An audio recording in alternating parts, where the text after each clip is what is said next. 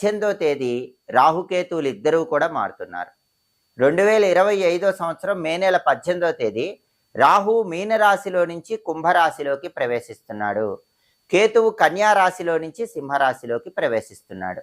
ఈ 4 గ్రహాల సంచారంలో మార్పును బట్టి ద్వాదశ రాశుల వాళ్ళకి 2025 సంవత్సరం భవిష్యత్తు ఉంటుంది. 2025 భవిష్యత్తు మొత్తం కూడా ఈ గ్రహాల సంచారంలో వచ్చే మార్పును బట్టి 12 రాశుల వాళ్ళకి ఆధారపడి ఉంటుంది. 2025 సంవత్సరంలో వృషభ రాశి వాళ్ళ భవిష్యత్తు ఎలా ఉంటుందో, వృషభ రాశి వాళ్ళు పాటించాల్సిన పరిహారాలు ఏంటో ఈ వీడియోలో మనం తెలుసుకుందాం.